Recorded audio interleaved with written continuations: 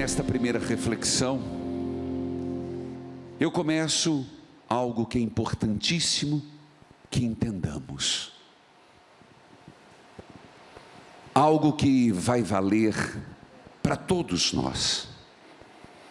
Serão 6 colocações, 6 palestras, com temas diferentes. Sim, com temas diferentes, mas no mesmo sentido. Lançar a luz de Deus naquela situação. E o primeiro é algo que eu tenho escutado constantemente no rádio, constantemente, partilhas, Twitter.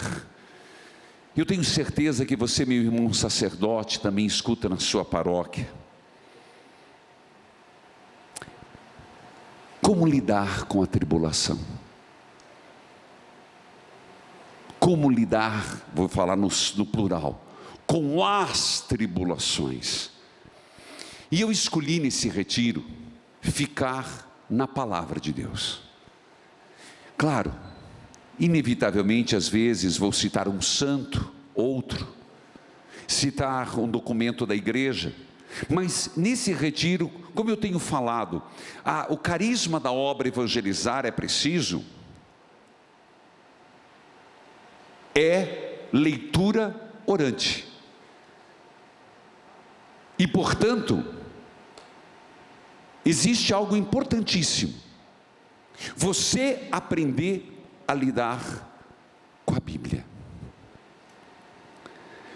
João capítulo 16, versículo 33. João capítulo 16, versículo 33. No mundo vocês vão sofrer, mas tenha coragem, eu venci o mundo. Ministério, repita comigo: no mundo vocês vão sofrer. No mundo vocês vão sofrer. Mas tenham coragem. Mas tenham coragem. Eu venci o mundo. Eu venci o mundo. Filhos, ninguém gosta de tribulação. Ninguém.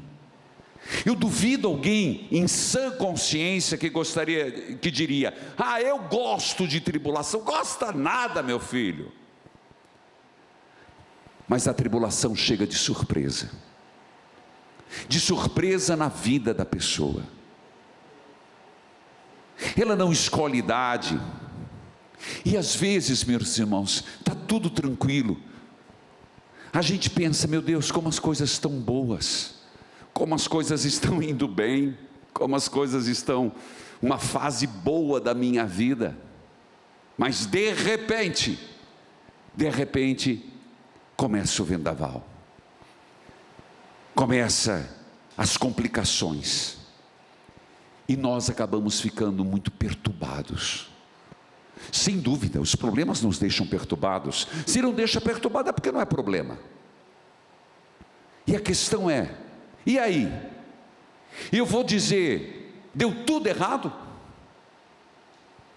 O grande problema é quando a gente olha para um problema, uma perturbação, você pensa: minha vida não tem mais sentido, ou está tudo errado, eu errei, tudo caiu por terra. Não, nós somos chamados em Cristo a enfrentar as tribulações, lutar e vencer as tribulações, sem medo. Eu estou dizendo coisas importantes. Diante de uma tribulação, você tem a atitude de recuar, se vitimizar, fugir, se esconder, ou você tem a decisão: eu vou enfrentar, eu vou vencer, não terei medo. Os problemas são grandes, mas meu Deus é maior. Eu diria que o pão nosso de cada dia, um ser humano, sem dúvida são as provações e tribulações, principalmente para quem quer caminhar na fé. Aí você vai entender: mas sério, padre, principalmente para quem quer caminhar na fé? Eu diria sim. faz parte da pedagogia de Deus. Ô Senhor, você vai compreender, eu chego lá. Para aqueles que querem caminhar no reino, incomoda o inimigo, incomoda os secretários do inimigo, incomoda aqueles que não querem que Deus vença. Levar uma vida de justo, do ponto de vista ético, moral, incomoda. E se você se dá conta, você perde até amigos. Os amigos ficam raliados.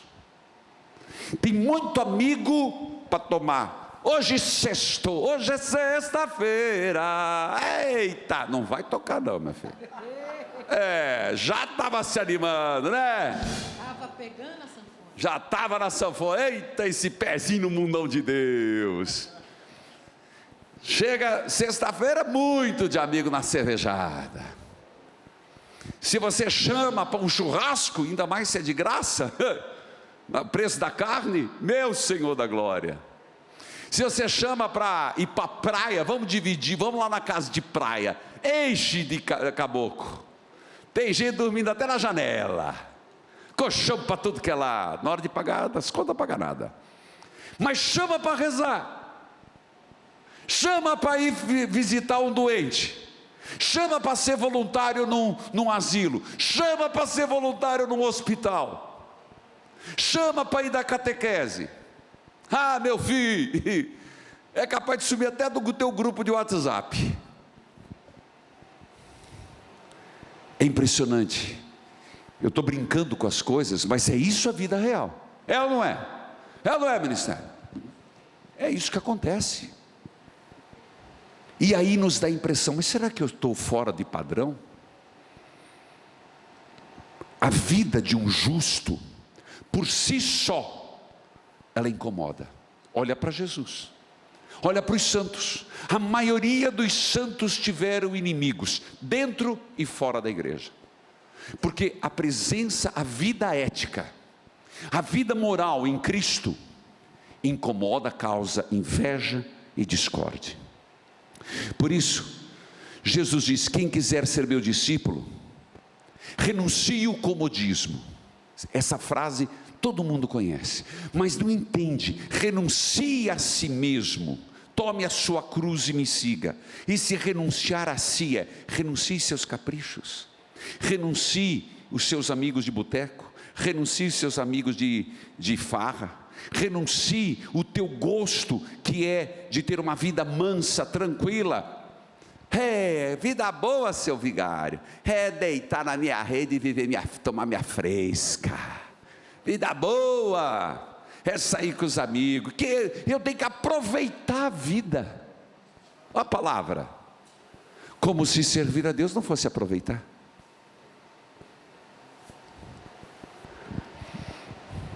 É impressionante.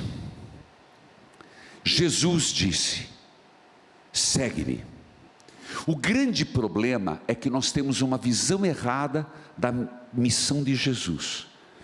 Eu sempre prego a missão errada em relação ao Pai. Hoje eu vou falar muito da pessoa de Jesus Cristo, inclusive na próxima palestra sobre os jovens. E tem cada recado. E depois tem para ser liderança. E depois tem para os casais. Vai ser cacetado para tudo que é lado.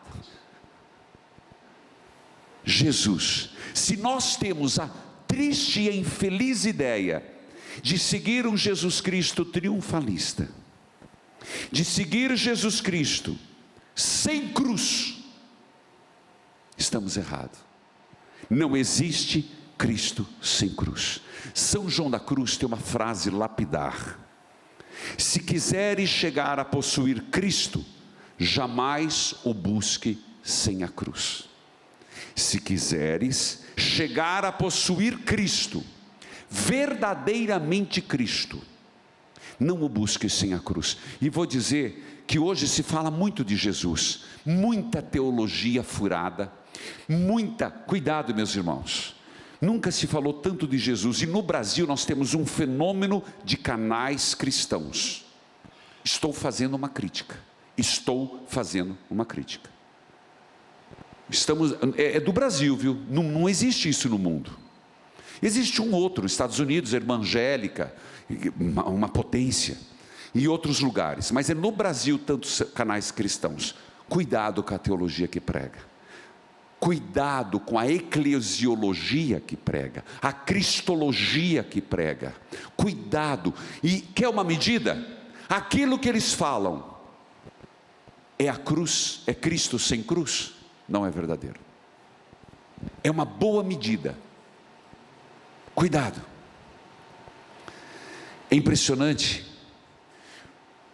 porque provação é o que eu estou falando. E aqui vem um princípio, e um dos mais lindos textos que eu encontro na Bíblia. Hebreus capítulo 12, versículo 8. Vocês trouxeram Bíblia? Na medida do possível, vocês vão esquentando ali as mãos. Você já está? Hebreus 12, 8. E eu vou usar muito, porque eu tenho até alguns textos aqui, mas eu gosto de tornar mais dinâmico. Hebreus 12, é um dos lindos mais lindos textos. Por quê?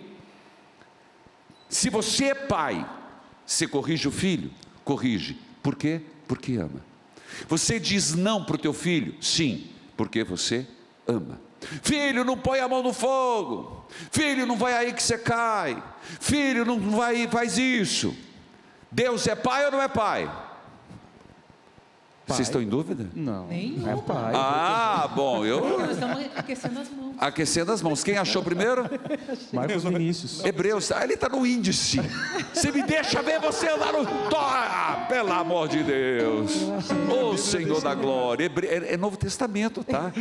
Vem os evangelhos, depois vem Atos dos Apóstolos, depois vem Coríntios, depois vem as cartas. E chegou no Hebreu? Chegou, minha filha? Ou estou no Apocalipse? Então leia, por favor. Hebreus 12, capítulo 8.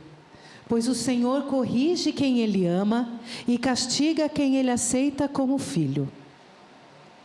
Um pouquinho mais. Se vocês não são corrigidos, como acontece com todos os filhos de Deus, então não são filhos da verdade, mas filhos ilegítimos. Obrigado. Volta de novo ao versículo, aquele que eu citei. Versículo 8. Hebreus 12, versículo 8. Eu li o Isso. 6 anteriormente, perdão. 12, 8. Só isso. 12, 8. Perdão. Hebreus. Se vocês não são corrigidos, como acontece com todos os filhos de Deus, então não são filhos de verdade, mas filhos ilegítimos. Você entendeu? Então nós deveríamos dizer para Deus: Deus, me corrija. Pai, me corrija. Tinha um santo, eu não vou lembrar o nome, também não é importante. Ele dizia assim: Deus, por favor, me corrija antes que eu caia na mão de um juiz ímpio. Porque quando Deus nos corrige, Ele é Pai. Um juiz ímpio, quando nos corrige, e corrige. Se a gente não se deixa corrigir por Deus, a gente se corrige pelas leis. E as leis, as consequências são muito mais severas. E lembre-se na Bíblia, quanto Ele corrigiu Abraão, Isaque, Jacó, Moisés. Provações. O Senhor nos tira do mundo, nos chama para junto de si. Então o que Ele quer como Pai? Por que Ele permite uma provação na sua vida? Gente, eu já passei por provações. Eu volto a te dizer, o ano passado foi um ano, 2021, das minhas maiores provações. Só vou dizer isso, em vez em quando eu solto, mas eu tiro muita lição. Eu fui instruído, eu fui educado. Por isso, eu gostaria muito que você entendesse. Por que Deus permite uma provação na sua vida? Para instruir, para curar tuas feridas, para mostrar o seu amor, para te mostrar que você pode coisas melhores e maiores do que já vivia. Olha a pedagogia de Deus, porque às vezes a gente vai se acostumando. Vou dar um exemplo. Você toca uma música, você toca muito bem, você toca por partitura. Quando você está acostumado com as suas musiquinhas, chega uma música complicada, Dá trabalho? Se você estuda, tirou, não te dá uma satisfação? Você não cresceu? Está vendo, meus irmãos? Às vezes a gente é do menos, a gente não quer mais, então Deus nos provoca. Se você está vivendo uma provação hoje, pode ser difícil, calamitosa, sofrida, com você, com o teu pai, com a tua mãe, às vezes no desemprego, você está vivendo uma provação. É como viver isso pela fé, é você ter a certeza, é um momento em que Deus está me instruindo, está curando minhas feridas, Ele está me provocando a novos projetos, Ele está me fazendo uma pessoa melhor e maior. Filhos, se nós ficamos sempre onde estamos, sempre no mundinho que a gente se acostuma, a gente não cresce, e a gente se acostuma com uma pseudo-felicidade, a gente fica onde está sempre, a gente acaba se satisfazendo até com falsas felicidades, e o mundo nunca nos dará aquilo que nós queremos. Veja, quanto mais você enterra teu pé na carne, e a palavra carne aqui, mundo, sempre entende que eu estou na lógica paulina, grega, que quer dizer lógica humana, ela sempre vai nos deixar insatisfeitos. Por isso, a provação, ela não destrói a identidade do que eu sou. Aqui existe um erro teológico e psicológico, que a presença de Deus, a provação esmaga. Deus não esmaga ninguém, Deus não tira a tua identidade, Deus não quer que você seja uma pessoa que você não é, Ele quer que você seja uma pessoa melhor. A aprovação é um lapidar da sua verdadeira identidade. Filhos, é uma presença amorosa de Deus, não para nos anular.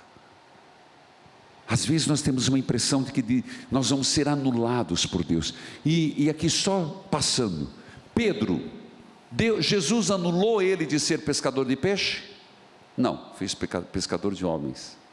Paulo, Deus anulou ele ser um homem formado, um dos homens mais bem formados da Bíblia, tanto no mundo judaico quanto no mundo helênico? Não, o transformou um grande apóstolo do Evangelho. Então o que Deus quer? Ele quer pegar o que você é, a sua bagagem, só que Ele consegue enxergar coisas que eu mesmo não enxergo de mim. A provação é desenvolver minhas capacidades, é desenvolver minhas habilidades, é desenvolver aquilo que Deus, eu te dou mais. Você quer mais talento? Eu te dou. Você quer mais sabedoria? Eu te dou. Você quer mais criatividade? Eu te dou. Mas eu nunca vou querer mais se eu não sou provocado. Provação é essa pedagogia de Deus, não é anular, não é massacrar. É interessante, feliz o homem, no livro de Jó, feliz o homem a quem Deus corrige, portanto não despreze a lição do Todo-Poderoso. E olha, Jó capítulo 5, versículo 17, esse homem, quando fala isso, ele fala com autoridade. Se alguém já leu a vida de Jó, eu fiz a leitura orante no rádio, Jó é o exemplo disso. Ele que passou por todas as dificuldades, ele vai dizer, feliz o homem a quem Deus corrige, portanto não despreze a lição do Todo-Poderoso. Filhos queridos, a tribulação e a provação tem um lado doloroso, mas esse lado doloroso é para o nosso bem. Em qualquer campo de atividade, a prova e a marca é registrada a partir de provação. Vamos dar um exemplo? Padre, eu não entendi isso não. Vocês já assistiram corrida de carro? Por que tem a corrida de carro? Tem gente que acha que é só para ver o tombo, apesar que tem gente que fica lá para ver o desastre. Torcendo pelo acidente. Torcendo pelo acidente. Qual o sentido deles investirem dinheiro pesado naquele negócio?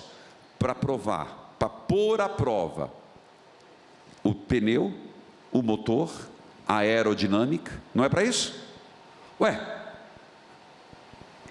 A provação é para ver se aquilo é bom. Segundo, quando você vai ver objetos, você vai comprar, vamos testar, vamos fazer a prova para ver se está funcionando. E quando você vai comprar, até dona Beth, até os produtos de beleza, está lá no final, testado dermatologicamente, testado, provado, só para você entender o sentido positivo da aprovação. Se você percebe, eu estou falando esses minutos aqui, que a aprovação é algo benéfico, por isso que Deus dá. Se não fosse benéfico, Deus não daria. Tentação não, Deus nunca dá tentação. Quem dá tentação é o diabo. A provação é benéfica. Então, se eu e você estamos numa provação, como estamos enfrentando? Como estamos vivendo? Gente, até para comprar roupa, apesar que hoje está tudo no site, você não prova, né? E muita roupa que você compra, você não acaba não usando ou tem que devolver, porque não dá as medidas. Eu sou um que tentei comprar, meu filho, deu, eu comprava 3xG, já deu certo, não. Era de chinês, não servia nem no braço. É verdade. Vai dar para você, viu? Sério? Eu acho que vai. Um XGG meu vai dar para você. Segundo texto. Pois o Senhor corrige quem Ele ama, e castiga quem Ele aceita como filho. Hebreus, acabamos de ver, capítulo 12, 5, 7. Provação faz parte da pedagogia de Deus. É uma amostra da paternidade divina. Por isso, tem que ser vista como um crescimento e não como um castigo. São João Bosco usava um termo dizendo: a pílula mais amarga às vezes são as melhores para a saúde. As pílulas mais amargas às vezes são as melhores para a saúde. São João Bosco. Reconhecer no coração que Deus nos ama. Reconhecer no coração aquilo que 1 Coríntios capítulo 10, versículo 13, pega ali por favor. A pedagogia de Deus, pôr à prova, reconhecer a realidade, ir além das aparências. Deus permite o homem, embora conheça no fundo, dar-lhe ocasião de manifestar atitudes profundas do coração. É impressionante, meus irmãos. A tentação que eu disse que vem do diabo, torna-se sedução, atrativo, do qual o fiel tem que triunfar no amor. Mas o Papa Francisco fez um discurso esses dias dizendo assim: com o diabo não converse. Só Jesus conversou com ele e venceu. Os nossos primeiros pais já perderam. Quando você ver o diabo, fuja. Escute o texto de 1 Coríntios capítulo 10, versículo 13. As tentações que vocês têm de enfrentar são as mesmas que os outros enfrentam, mas Deus cumpre a sua promessa. Só um minutinho, vou voltar de novo. As tentações que vocês têm de enfrentar são as mesmas que os outros enfrentam. Certo. Mas Deus cumpre a sua promessa e não deixará que vocês sofram tentações que vocês não têm forças para suportar. Opa, entendeu? Deus não deixará sermos tentados pelo diabo mais do que a força que temos. Tem que ter isso no coração. Até nisso Deus é Pai atento. Se somos meio fracos, se somos meio... a tentação, Deus até diminui. Deus diminui a permissão da tentação. Nunca manda a tentação. Continue. Quando uma tentação vier, Deus dará forças a vocês para suportá-la, e assim vocês poderão sair dela. Por isso, meus queridos amigos, fujam da adoração de ídolos. Eu falo com vocês, como com pessoas que têm capacidade para entender o que estou afirmando. Perfeito. Pode só terminar a frase. Julguem vocês mesmos o que eu estou dizendo. Muito bem. Portanto, a tentação já está resolvida. A provação, Deus não permite porque não nos conhece, mas para revelar nossa fraqueza e o quanto podemos crescer. Medo é fruto de uma fé fraca. Se por acaso eu e você começarmos a perceber que temos medo, é porque a nossa fé é fraca. Medo é fruto de quem está com apego aos bens materiais, de quem está preso às vaidades do mundo, aos elogios, aos prestígios. Por quê? Porque você está tão apegado a isso, é tão importante o elogio, é tão importante a aprovação do outro, a aceitação do outro, que você tem medo de perder. Não tem confiança em si, não tem confiança em Deus. Lembre-se, onde está o teu coração, aí está o teu tesouro. Cuidado, quando numa provação, quando numa dificuldade, nos deixarmos levar pelo medo, é um dos sintomas de que estamos diante de Deus. Medo é humano, mas quando este medo nos impede de caminhar, é porque estamos diante de Deus. Ah, padre, mas a gente chora, e Jesus chorou. A gente tem receio, mas Jesus chorou e foi no sepulcro. Vem para fora, Lázaro. Tem medo, mas confiante, Pedro andou. Você entendeu? O medo é natureza humana, mas quando ele nos faz reféns, ele nos mostra a distância de Deus. Queridos filhos, é importante nós entendermos que a própria provação nos faz ir para o que é essencial. Quem já passou por uma provação na vida, seja grande, seja pequena, uma provação de uma doença prolongada, seja a provação de um desemprego, de um casamento, uma separação, que é provação pior, de que alguém lá pelos seus, pronto para celebrar suas bodas, 25, não vou dizer nem 50, mas outras bodas, 10, 15, de repente se dá conta que, na verdade, viveu sempre sozinho, sozinha, e que a outra pessoa nunca somou, e partir para uma vida só, é uma provação terrível. Isso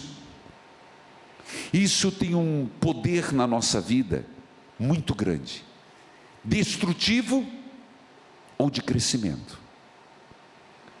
Se a gente não cuidar, isso vai destruir tudo que há dentro de nós: alegria, entusiasmo, vontade de servir, disposição a amar. A pessoa vai se tornando seca, a pessoa vai se tornando árida, ou isso que é terrível, injustificável, trágico, poderá ser uma guinada na vida da pessoa. Depende como enfrentamos. Na verdade, na fé, é a forma que enfrentamos a provação que faz a diferença de um cristão. A forma como enfrentamos a provação é que faz a diferença de um cristão. Falando sobre o medo, porque muita gente hoje tem medo, e não estou falando medo de assombração, eu não estou falando medo de barulho. Ah, porque eu sinto um arrepio, tenho medo, essa casa é assombrada. Largue mão, meu filho. São tantos os casos de casa assombrada, isso é conversa. Esse arrepio vem de outra coisa. Esse medo, isso aí é... Mas também só fica assistindo filme. Agora com a Netflix tem a sessão de terror. Só fica com aquele negócio de terror, terror, terror, terror, terror. Aí tem medo até da própria sombra. Paciência, meu filho. Veja coisa que preste, tem tanta coisa que preste. E bota as crianças para ver, depois fica todos os moleques miliguido, rabelento, todo medroso, medo de tudo, medo de sair de casa, medo de não sei o que lá. E a conversa, vá tomar banho, só.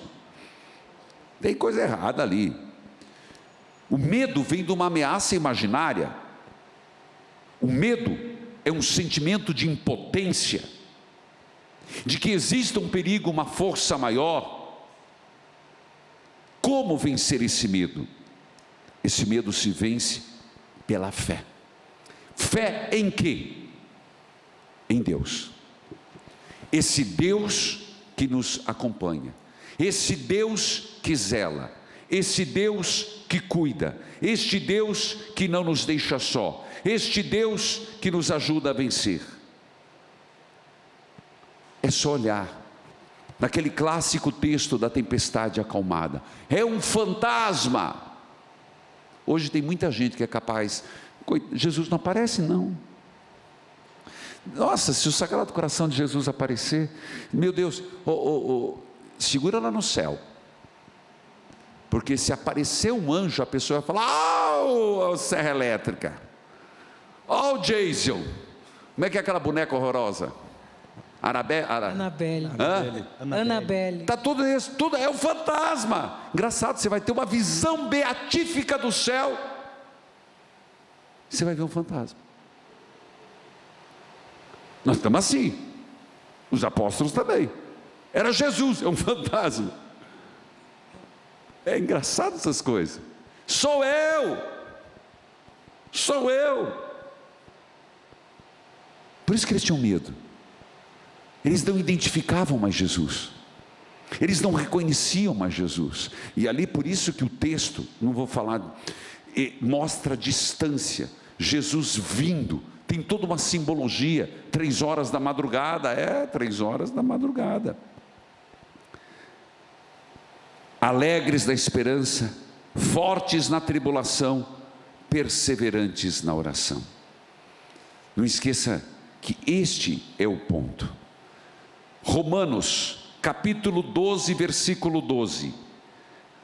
Romanos, capítulo 12, versículo 12. Escute. Romanos, capítulo 12, versículo 12. Não há o que temer. Como passar por uma tribulação? Como enfrentar quando você tem a sensação, tudo está errado. Eu estou aqui no mar perdido.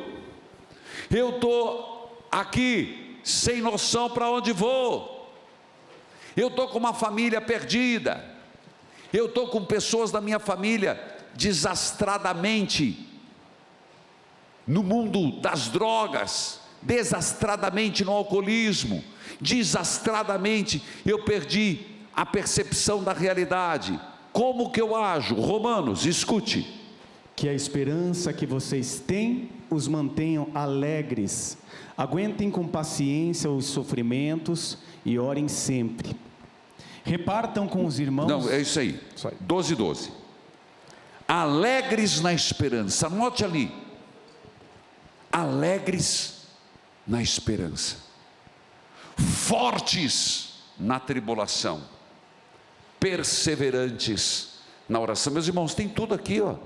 Quando você está perdido, Deus vai lançar luz. Olha lá, você está diante de um farol, e está muito bem representado aqui. Ainda está meio apagadinho, vamos dar um jeito depois. Mas quando você está no meio da escuridão, meu filho, não importa, um fósforo aceso faz a diferença, não faz? Deus nunca deixa de brilhar. Você pode estar lá no fim do mundo, olha para a luz, fique procurando e você vai encontrar a luz de Deus. Então, essas atitudes são importantes. Alegres na esperança. Por que alegres na esperança? Nós vamos falar ainda nesse retiro. Porque a esperança é âncora. que não está na terra, é jogada no céu. Fortes na tribulação. Como que eu sou forte na tribulação? Ué, como é que uma pessoa é forte, meu filho? Como é que uma pessoa é forte? Quando ela tem energia, quando ela está bem alimentada, quando ela está bem nutrida. É ou não é? Quando a pessoa está lá esmiliguida, magrinho, fraquinho, cheio de verme, cheio de ameba, não faz nada não, meu filho. A pessoa está bem nutrida, a pessoa está bem alimentada, então ela está forte. Ora, forte na tribulação. Raciocina comigo, como é que você está forte? Não falei gordo, falei forte. Quando você está nutrido. Escutou, Jean? Manzotinho fica assim mandando recado para você. Manda um recadinho para ele hoje. Ele deve estar escutando também. Forte quer dizer, eu estou nutrido de Deus, eu estou nutrido da palavra, eu estou nutrido da Eucaristia, eu estou nutrido de oração. Caramba! Se a gente não está nutrido de Deus, meu filho, você está nutrido do quê? Do diabo, de porcaria. Então a pergunta é: você está nutrido? Você está forte? Gente, aqui não tem muito, é matemático. Eu gosto muito de jogar para a vida real. Tem gente que está desnutrida. Se a pessoa está desnutrida, desidratada, o que precisa fazer? Coloca na veia e dá soro. Está desidratada, está desnutrida, você tem que dar alimento, você tem que às vezes internar. Eu digo que nós estamos desnutridos de Deus. Eu insisto nisso, desnutrido de Deus, anêmicos de Deus. Por isso, na tribulação nós não temos força. Aí é aquele católico: eu vou abandonar Deus porque Deus não me atende. Que adiantou eu fazer com o Padre Reginaldo aquela oração? São José não fez nada, Nossa Senhora não fez nada. Eu vou mudar de igreja, eu vou mudar de religião, eu vou nos... desnutrido, cheio de pereba, malacafento. Perseverante na oração. Repita essas três coisas: alegres na esperança, Alegres na esperança, fortes na tribulação, fortes na tribulação, perseverantes na oração. perseverantes na oração. Então, isso é meta de vida. Quando tudo der errado na tua vida, estou falando sério, quando tudo der errado, quando você achar assim, perdi meu chão, meu barco vai naufragar, volta nesse texto. Esse texto é clássico, Romanos 12:12, de novo: alegres Na esperança, fortes Na tribulação, perseverantes na oração. Filhos queridos, se não for assim, o medo toma conta. 2 Coríntios capítulo 4 versículo 8. 2 Coríntios capítulo 4 versículo 8. Enquanto a cavalaria chega, eu digo: quem assume o compromisso de fé em Jesus, não ignore tribulação da parte de Deus e tentação da parte do diabo. Aí alguém vai falar: eu não sei se você já se perguntou, por que o diabo se interessa tanto pelo ser humano? Nunca te passou isso pela cabeça? Por quê? Porque, não esqueça, ele pode derrotar Deus? Pode? Então ele derrota aquele que Deus mais ama. Por isso que ele é encardido, fedorento. Ele tenta tanto a nossa vida para nos tirar de Deus. Então, da parte de Deus, provações, tribulações; da parte do diabo, tentação. Mas nesse momento, a gente deveria dizer, como Paulo a Timóteo, e esse homem passou dificuldade: pois sei em quem depositei a minha confiança. Você sabe uma forma de saber se você está no caminho certo? Você é catequista, você que está me escutando em casa, é um bom cristão. Eu como padre, vocês aqui como liderança, vocês são lideranças da evangelho, vocês são influencers de Deus, sabia disso? Nossa Senhora era a influencer de Deus, vocês também, eu também, no sentido amplo da palavra influência, tá? Apóstolo. Você sabe como saber se nós estamos no caminho certo? É se temos dificuldades no caminho. Se é muito homogêneo, se tudo é unanimidade, de duas uma, as pessoas não têm coragem de nos falar, ou a Maria vai com as outras, que faz a vontade de todo mundo. Cuidado com sempre elogio, sempre unanimidade, sempre caminho fácil. É perigoso. Quando é sempre unanimidade, sempre elogio, sempre fácil, alguém está falhando, eu ou outro, ou estou no caminho errado. Bom, porque nosso Senhor disse: não pense que eu vim trazer paz na terra, eu vim trazer fogo. Pai contra filho, filho contra pai. Lembra que ele disse nas bem-aventuranças: bem-aventurados os que são perseguidos. Ora, se eu nunca sofro uma perseguição, engraçado, né? É da gente pensar, nunca aconteceu uma perseguição, então alguma coisa está errada. O texto, por favor. Muitas vezes ficamos aflitos, mas não somos derrotados. Algumas vezes ficamos em dúvida, mas nunca ficamos desesperados. De novo, esse texto é fabuloso, gente. E isso, na nossa vida, eu queria que cada um olhasse, e acontece exatamente isso. Muitas vezes eu fico aflito, mas não sou derrotado. Muitas vezes eu fico em dúvida, mas não fico desesperado. Aqui, vamos raciocinar.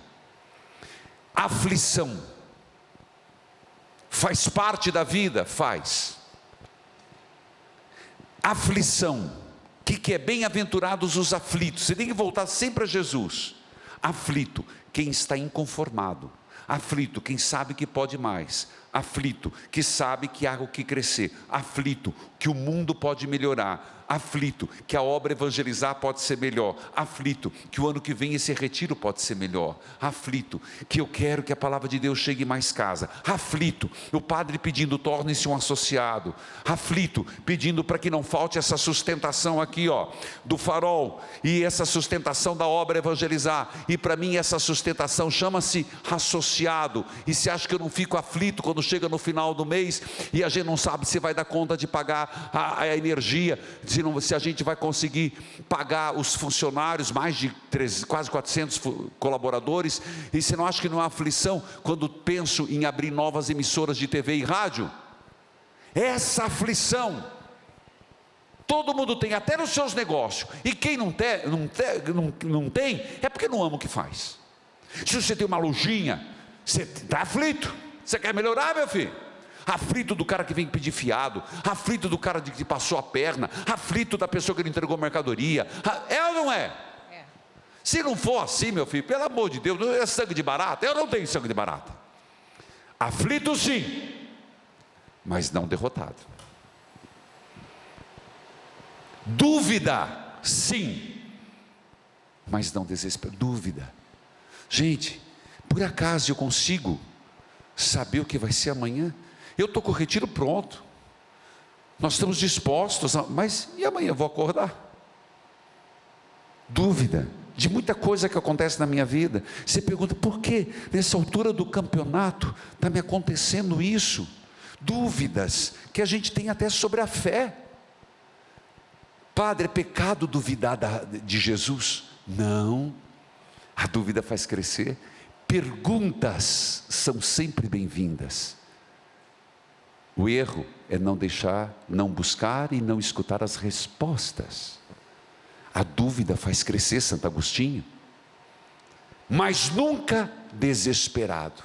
Gente, se você estiver me escutando, quanta gente me liga no rádio, quanta gente está me acompanhando. Você pode estar com dúvida agora, você pode estar com incerteza agora, você pode olhar e se preocupar, meu Deus, meus filhos agora crescendo, o que vai ser? A gente escuta toda hora de gente, de criança molestada, se preocupa que vai para a escola, se preocupa com tanta coisa, é a Covid, é a pandemia, é a H3N1, é a próxima que vem que a gente não sabe o que vem. Mas nunca desesperado. O desespero é a ausência da fé. Sempre que se encontrar uma pessoa desesperada, que diz, eu estou desesperada, você pode dizer, por minha conta e risco, você precisa aumentar a sua fé em Deus. Filhos,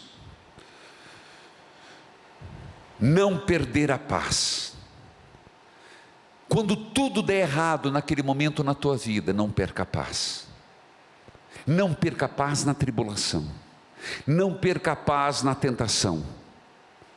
Confia no Senhor. E às vezes confiança é você... televisão não dá blackout, senão eu ia já dizer para o diretor. É quando você está tudo escuro aqui. Não dá blackout, quer dizer, isso não se faz numa televisão. Mas se imagina, tem como baixar a luz aqui para mim? Tem, diretor? Porque é como se você olhasse lá, ó. Você não enxerga, ó, isso. Eu já sou ceguinho, agora vou tirar o óculos. Agora vai ser o mestre Magu. Lembra do mestre Magu? Tirei o óculos. Vocês estão aí ainda?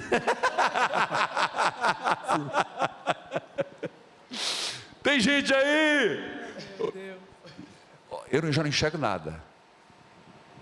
Eu estou vendo as árvores andando do Evangelho, mas eu estou vendo a luz. Eu estou vendo ela passar. Então, fé. Escuta o que eu estou te dizendo. Você pode perder um filho. Você pode pegar um câncer. Não estou te desejando isso. E dor maior é de um pai perder um filho, uma mãe perder um filho. Mas é você olhar e chorando, rastejando, sem enxergar o próximo passo.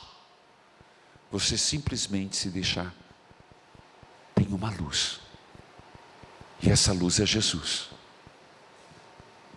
E eu sou de Jesus. E eu vou atrás dessa luz. Eu vou. Porque eu sei que eu vou chegar lá. Você entende o que é fé?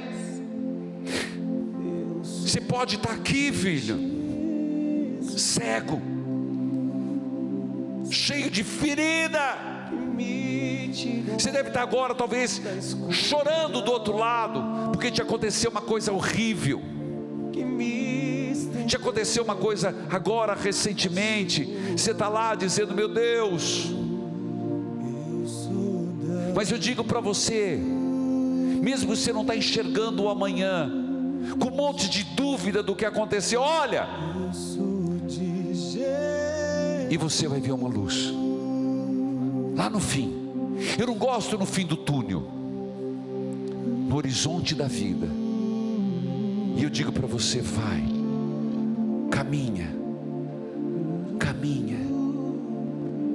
Mas e se tiver cobras?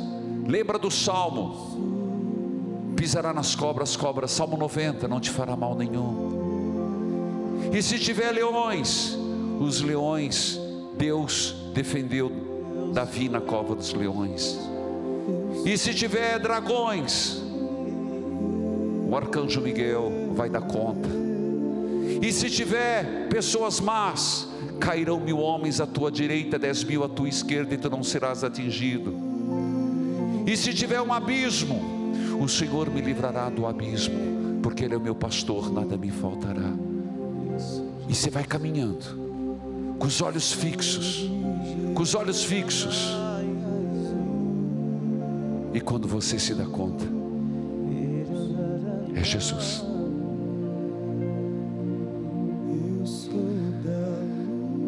E você sabe que Deus é maravilhoso, sabe? Deus é fantástico. A vida da gente, Ele não quer ser só uma luzinha.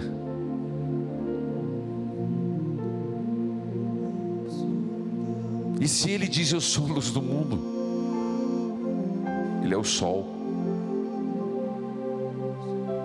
Deus é tão apaixonado, tão impetuoso, que Ele sinaliza demais. Eu diria que a ação pedagógica de Deus é sinalizar, sinalizar, sinalizar, sinalizar, sinalizar, sinalizar. Você sabe que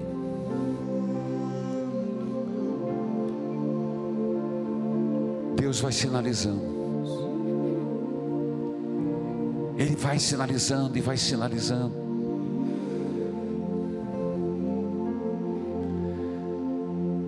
Gente, a gente tem tudo para ser feliz.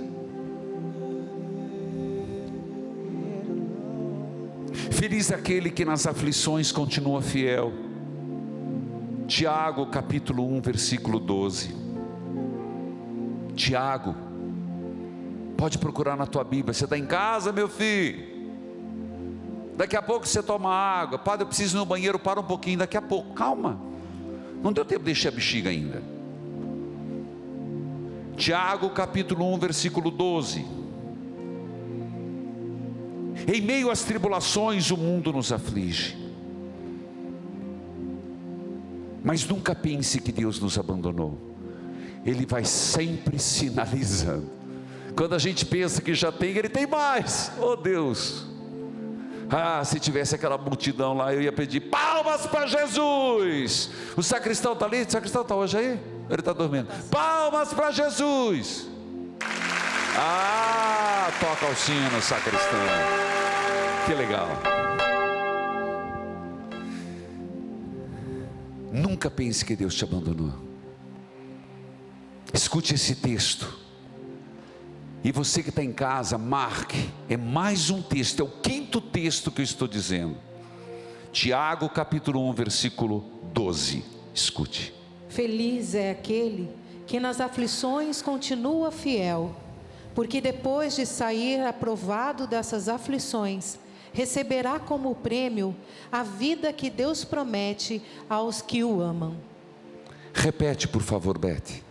Feliz é aquele que nas aflições continua fiel, porque depois de sair aprovado dessas aflições, receberá como prêmio a vida que Deus promete aos que o amam. Sabe o que eu tenho que falar sobre esse texto? Quando eu li esse texto, estudando esse texto, eu tenho a impressão que deixar ser provado por Deus é a oportunidade que eu e você temos de deixar Jesus realizar sua obra. Através das provações, sua obra em nós. Eu vou repetir, e se não dá tempo de eu explicar agora, eu queria que você pensasse. Se deixar provar por Deus é a oportunidade que eu e você temos de deixar Jesus realizar a sua obra em nós. E isso eu vou te mostrar em poucos exemplos. Os santos. Santo Inácio, uma ferida lhe passou a perna. Ele foi uma provação terrível. Um soldado, um homem valente, ficou de cama. E daquilo, o soldado do mundo se transformou em soldado de Cristo. Se você ler todos os santos, as provações sempre foram assim. São Pio, as feridas, provação, dádiva, sim, mérito, mérito não, provação, dádiva. Mas a vergonha que ele passou, ele passou muita vergonha. É impressionante quando eu vejo a vida de São Pio. Meu Deus, ele foi humilhado por ter feridas de santas chagas. Quando eu vejo, eu agora me inscrevi num canal dele, não no céu, nos que faz dele, né? A vergonha que ele passou, porque tinha as chagas, mas não é só ele não, a vergonha que irmã Dulce passou,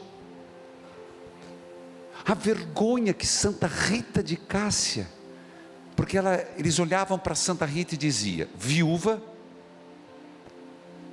mulher de um homem assassino e 2 filhos mortos, essa mulher deve ser amaldiçoada por Deus.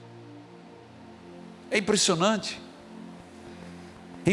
você olhar como as humilhações na vida dos santos provações, é aqui que eu quero dizer, os ergueram. Então, quando vier uma humilhação na sua vida, permita que Deus realize a sua obra através daquela humilhação. Nós não estamos acostumados a isso, tanto que no primeiro sinal de uma humilhação, a gente estufa, vou acertar a conta. Quem é você para me humilhar? Quem é você para falar comigo assim? Seu Zé Ninguém, seu Zé Ruela, você vai ver, eu vou chamar meu chefe, eu vou abrir um processo. A gente não entende humilhação. É impressionante, estou falando sério isso. A nossa cultura não permite humilhação. Nós estamos polarizados. Tudo vira processo, tudo vira briga, tudo vira motivo de cancelamento. Mas gente, quando eu estudava isso, é dizer, obrigado Senhor por essa humilhação. Essa humilhação é uma permissão que eu dou para Deus de fazer a sua obra em mim. Para mim isso é fantástico. Mais um texto para começar o retiro. Porque quando tudo está errado, Padre, quando eu estou na aprovação, 1 Pedro capítulo 5, versículo 7, algo que é fundamental, algo que é fundamental, e vai despertar uma das virtudes mais importantes para um cristão: paciência. Anote ali, paciência. 1 Pedro capítulo 5, versículo 70, vamos lá? Entreguem todas as suas preocupações a Deus, pois Ele cuida de vocês. De novo. Entreguem todas as suas preocupações a Deus, pois Ele cuida de vocês. Pois bem, entregue todas as suas preocupações nas mãos de Deus, pois Ele cuida de vocês. 1 Pedro capítulo 5, versículo 70. Ter paciência, virtude. Aquilo que eu falei da humilhação, você devia arriscar um pouquinho, porque aquilo que eu falei da humilhação, se você falar para um que não é cristão, ele vai te chamar de louco, e vai chamar eu que preguei de alienado. Porque a maioria vai dizer assim, não, isso aí é conformismo, isso é uma lógica só para quem quer seguir Jesus, aceitar uma humilhação. Paciência é outra virtude. Tirar proveito das provações, permanecer vigilante na fé. A virtude da paciência. E para você entender o que é paciente, eu vou dar um exemplo. Quem já foi na fila de um hospital para ser atendido? Eu fui agora para fazer Covid. Eu acho que eu já fiz uns 12 exames. Até fiquei feliz esses dias que disseram que ia ressarcir. Aí depois disseram que porque eu não vai mais, porque eu fiz na farmácia. Saturou. Eu fiz uns 10 já. Você vai lá e fica, não, eu estou falando de quem vai lá e precisa fazer um exame sério. Não adianta tentar passar na frente. tem que esperar a sua hora. E como é que chama alguém que está indo no médico? É um paciente. Ironia, né? Paciente. Alguém que vai ser tratado pelo médico. E ele tem que ficar ali esperando a sua senha. Vai 422, senhora, 300 e pouco. Ô Senhor. E com todo respeito, médicos, cuide para não atrasar tanto, meu Deus do céu. Eu estou para ver um médico pontual. Às vezes eu vou, às vezes eu não rezo missa. O padre foi passear. Você acha que eu não tenho que ir no médico também? Aí chego lá. Por que você espera? Por que você é paciente? Por que você espera a sua hora?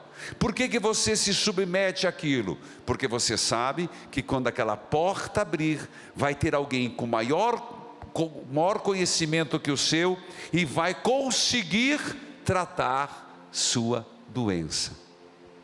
Ponto. Jogue para a vida espiritual. Porque eu sou paciente nas dificuldades. Porque eu sou paciente na tribulação. Porque eu espero em meio à minha tribulação, não entendendo tudo, tendo dificuldades, mas eu sei que quando chegar a minha hora, diante de Cristo, Ele é maior do que eu, Ele é o médico dos médicos, e Ele sabe a cura dos meus problemas. Por isso, ter paciência. Filhos queridos, de novo, Eclesiástico, agora leio eu, devido ao tempo que o diretor já está me mandando recado. Eclesiástico, capítulo 2, versículo 11. Meu filho, e aqui eu quero dizer para todo mundo que está no serviço de Deus, se você entrar no serviço de Deus, firme, com justiça no temor, prepara a tua alma para a provação. Olha aqui a palavra, Eclesiástico 2, 11. Humilha teu coração, olha aí, espera com paciência. Sacristão, eu vou falando, você toca o sino. Prepara-te para a aprovação. Ponto 1. Humilha teu coração. 2. Espera com paciência. 3. Dá ouvidos e acolhe as palavras de sabedoria. 4. Não te perturbes no tempo de infelicidade. 5. Olha que coisa mais linda. Não te aperreie. Opa, mas era no Nordeste, era nordestino, era. Não te aflija na demora de Deus. O que a gente fica desesperado? Está tudo na Bíblia, caramba. Como nós somos burros. Está ali, ó. Não se aflija na demora de Deus. Dedica-te, espera com paciência, para que a tua vida se enriqueça até o último momento. Aceita tudo o que te acontecer. Permaneça firme na dor, sacristão. Firme na dor, na humilhação. Tem paciência, pois é pelo fogo que se experimenta o ouro. É pela prata que o candinho da humilhação. Na humilhação, olha quantas vezes aparece a palavra. E se a gente entendesse essa mística, Santa Edith Stein, ela vai falar sobre a cruz. E se a gente entendesse o que foi a humilhação da cruz, mas nessa pedagogia, nesse conceito que eu dei de humilhação, põe tua confiança em Deus, Ele te salvará. Orienta teu caminho, espera nele. Conserva com temor até na velhice. Esperai sua misericórdia, não se afaste dele, para que não caia. Saiba que nenhum daqueles que confiou em Javé será confundido. Vós que temei o Senhor, amai, vossos corações encherão de luz. Se recebemos os bens dele, não deveríamos receber também os males? 7º texto, 2 Coríntios capítulo 1, versículo 5. Estão conseguindo anotar? Vou fazer um teste aqui. Vocês estão conseguindo anotar ou estou falando muito rápido os textos? Beth, está meio rápido? Mas é que eles só me dão 1 hora para para cada palestra. Vocês querem o quê? Mas tem no GC também, padre. Hã? Tem ali no GC também para ajudar. Ah, eles colocam? Colocam. Toca o sino, sacristão. A TV Evangelizar tá bonito de ver. Olha aí, gostei de ver. Muito bem. Então depois, né, vai estar, a televisão sempre faz os melhores momentos, vai estar no YouTube Padre Manzotti, quem perdeu, vai poder copiar com o tempo. É que eu tenho muita ânsia de falar, né? E desculpa se eu falo muito rápido, mas é que faz parte. 2 Coríntios capítulo 1, versículo 5, por favor. Porque assim como tomamos parte nos muitos sofrimentos de Cristo, assim também por meio dele participamos da sua grande ajuda. A única palavra que eu falo é a questão da humilhação. E aquilo, se uma pessoa sofre hoje, ela tem, vou ser bem simples. E quando você encontrar uma pessoa doente, aprenda, viu, tecladista? Aprenda, viu, guitarrista? Se um dia na tua vida, se encontrar uma pessoa que está sofrendo, ou você estiver sofrendo, ajude a pessoa a dar sentido ao sofrimento. Às vezes nós não conseguimos tirar a dor. Inclusive o Papa, na mensagem mundial dos idosos, ele disse assim: nem todos os idosos podem ser curados, mas eles podem ser atendidos, amados, cuidados. Você escutou? Nem todos. Gente, chegam a tempo de nascer, a tempo de morrer. Às vezes você está diante de uma pessoa numa fase terminal, você não pode curar. Ele falando para os médicos, mas falando para a família. Se você não pode curá-lo, você pode amá-lo, você pode cuidar, você pode zelar. Eu diria, o sofrimento, uma doença, eu não consigo imaginar que Deus não é Deus que vai mandar um câncer na garganta. Não é Deus que vai mandar um câncer num lugar. Não. Inclusive, eu repito, a maioria dos problemas que sofremos é em virtude dos nossos próprios pecados. Santo Inácio de Loyola, ele diz isso. Nós, quando vamos reclamar, escute essa frase: nós somos detalhistas em reclamar e descrever nossas dores, mas não somos tão detalhistas em contar as nossas próprias causas das dores. Entendeu? Assim sendo, eu não acredito que Deus manda. Então uma pessoa crente ou não crente, eu quero dizer que tem fé, não tem fé, vai ter a dor. Mas esse texto nos ensina que aquela pessoa que está doente, ou eu posso dar um significado para aquela dor. E aquela dor cruel, triste, agonizante, ela pode reverter-se para a minha salvação e a salvação de muitos. Ou ela pode ser uma dor inútil. Isso é o mistério cristão. Quando tudo dá errado, até na tem sentido. Você está escutando isso? Gente, a gente deveria uma hora dessa dizer: meu Deus, que bom que eu sou cristão. Nessa altura do raciocínio, me passa aqui: obrigado, Senhor, por eu ter nascido numa família cristã. Obrigado, Senhor, por eu ter conhecido Jesus.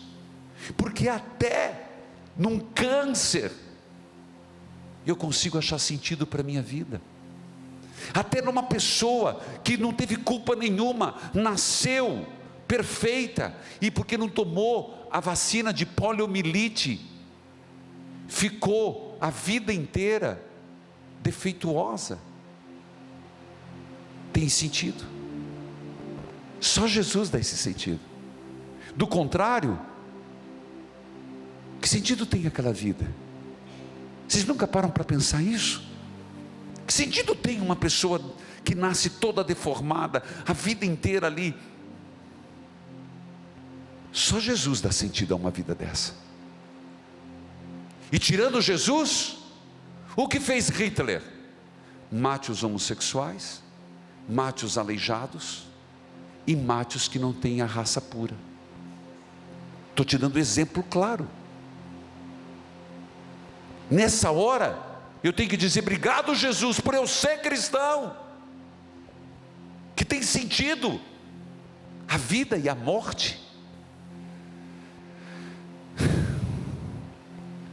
Filipenses capítulo 4, versículo 6.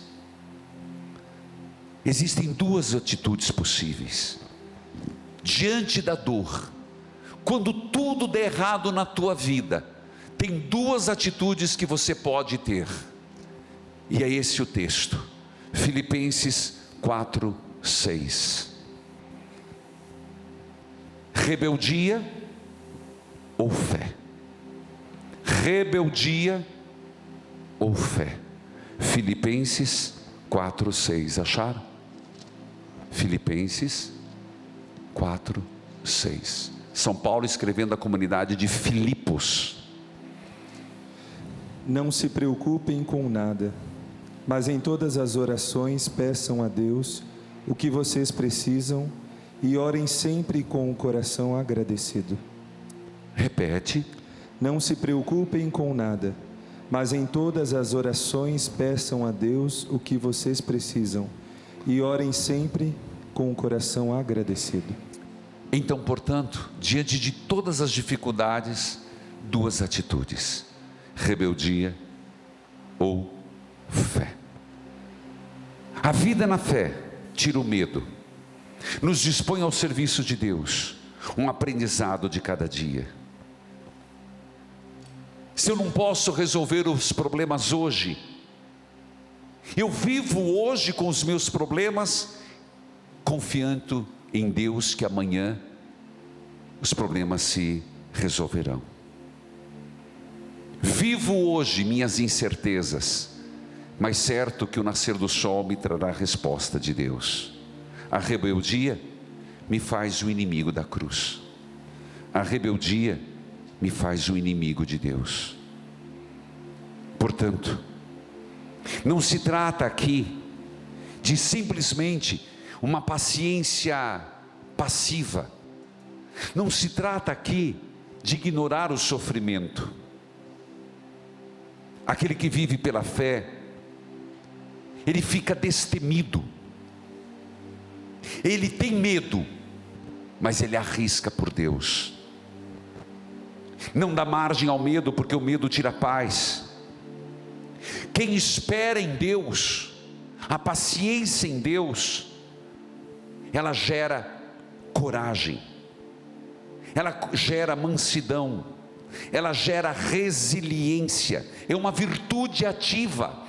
Paciência não é passiva, paciência é virtude ativa de Deus, virtude é sempre de Deus, porque ela causa mansidão, coragem, resiliência.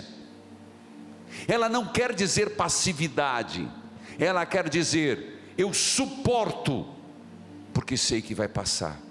Eu suporto, porque na primeira oportunidade Deus me abre uma brecha. Eu suporto, porque eu vou transformar essa realidade.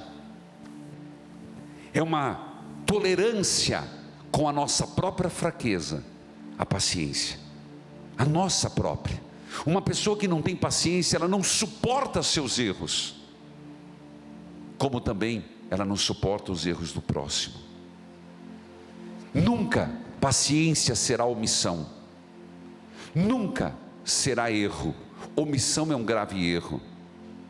Por isso que o Papa Francisco tem dito muito: é preferível errar fazendo do que nunca errar não fazendo nada. Uma pessoa que é de fé e vive uma tribulação, mesmo tendo a noção que parece que tudo deu errado, é uma pessoa humilde que confia em Deus. Um orgulhoso não suporta uma tribulação. Um orgulhoso não suporta uma humilhação. Um orgulhoso não suporta que no fundo e em tudo está nas mãos de Deus. O que nós precisamos, e já vou para o final, é compreender Nós precisamos aprender o alfabeto da fé. Nós precisamos entrar no Mobral com Jesus, reaprender o alfabeto da fé. Por isso esses textos que eu citei hoje, na verdade, foi o objetivo de dizer: e quando tudo der errado na minha vida, o que eu faço? E quando eu estiver numa tribulação, como eu devo agir? E quando eu estiver nesse barco, e quando eu estiver sem direção, como que eu vou fazer? Tudo que eu falei foi para mostrar: levanta teu olho, levanta, porque se você ficar para cabeça abaixo, você não vai enxergar, a luz é sempre em cima. Levanta teu olho, e você vai encontrar um Deus que pisca para você, um Deus que ilumina você, um Deus que te atrai, um farol na tua vida. Pai, eu sei que estás aqui, sempre cuidou de mim. Escutou? De novo.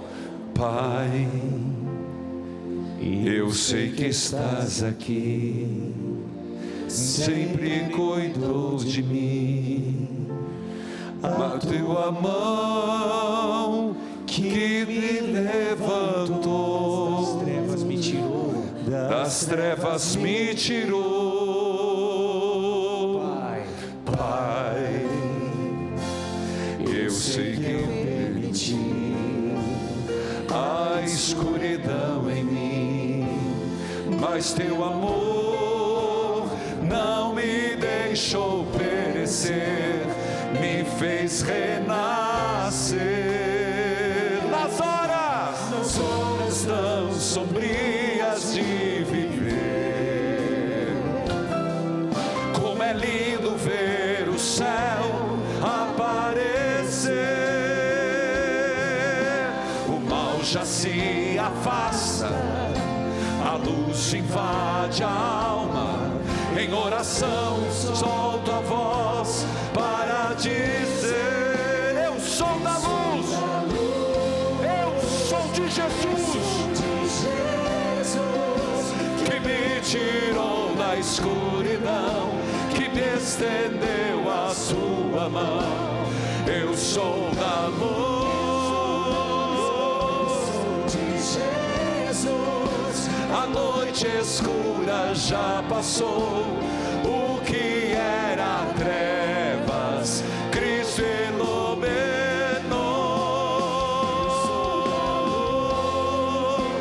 Eu sou de Jesus, que me tirou da escuridão, que me estendeu a sua. Para terminar, eu sou da luz.